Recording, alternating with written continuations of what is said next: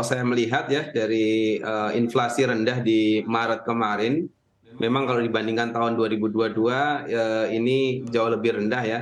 Walaupun sebetulnya kalau kita tarik data agak lebih panjang ya inflasi bulan Maret itu memang kecenderungannya rendah ya, hanya antara 0,1 sampai 0,2 begitu.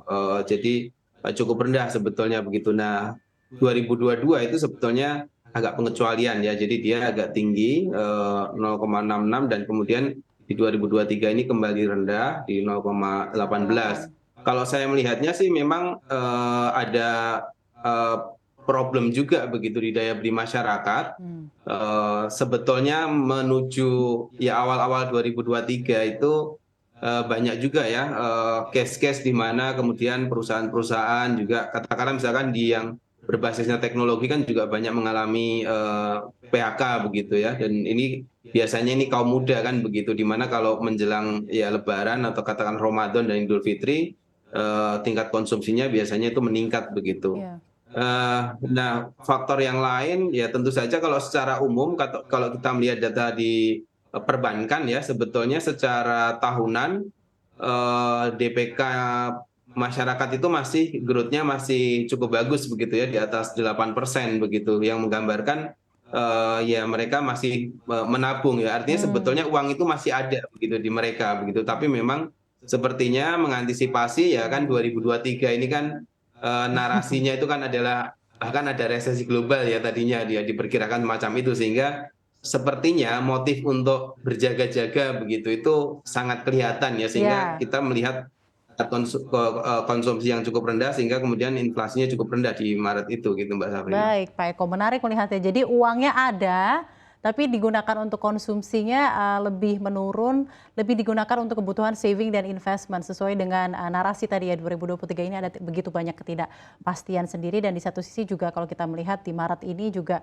memang sangat jauh dari ekspektasi inflasi yang biasa di 0,6%. Nah, Pak Roy sendiri dari segi pengusaha memandangnya seperti apa, dan memang dengan tingkat konsumsi yang sepertinya masih lesu di Ramadan ini, bagaimana ini berdampak ke landscape pengusaha sendiri, Pak Roy?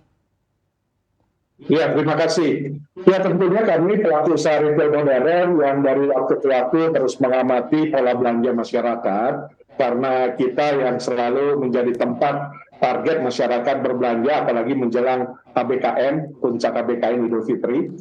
Kita memang melihat di bulan Maret kemarin memang terjadi penurunan. Inflasi kita ya ini memang kita selalu menjadi polemik bahwa ketika inflasi turun itu ada something yang akan terkena dampak, dan inflasi naik juga ada something yang akan terkena dampak.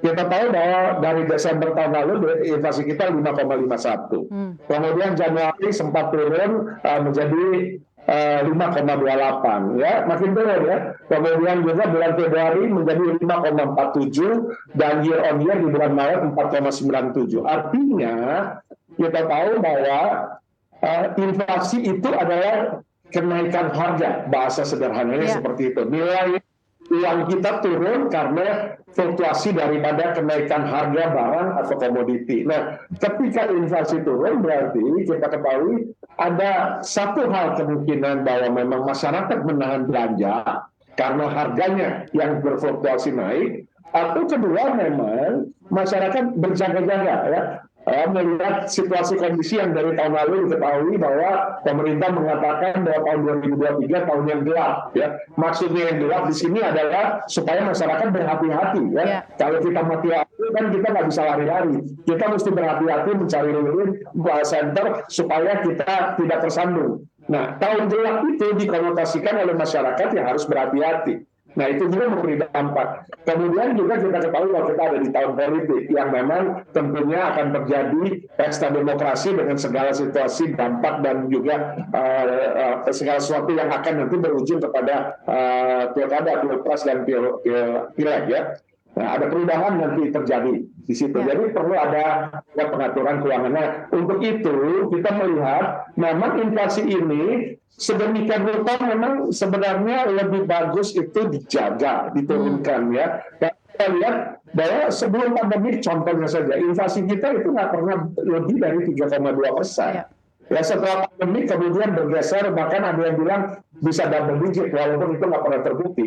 Ya, kita nggak pernah sampai 6%. Tertinggi tahun lalu hanya 5,94. Jadi sebenarnya ketika pengelolaan inflasi ini dapat dijaga, satu sisi ada hal yang bagus sebenarnya, ya. Dan ada hal ketika inflasi turun itu juga sebenarnya lebih banyak baiknya daripada moderatnya. Ya, karena ketika inflasi tinggi, masyarakat juga nggak ada Enggan. kemampuan bayar. Betul. Ini yang harus disimak oleh setiap kita, bahwa bagaimana keseimbangan dua kebijakan populis kita mengapresiasi pemerintah ketika mengatur balance antara moneter dan fiskalnya, sehingga tightening terjadi dan inflasi dapat tertekan. Jadi satu sisi kita melihat ini adalah baik, tapi satu sisi juga kita harus menjaga supaya jangan tentu justru terjadi satu fenomena turunnya konsumsi domestik atau rumah tangga karena tahan belanja atau mengurangi belanja. Demikian. Dan ini yang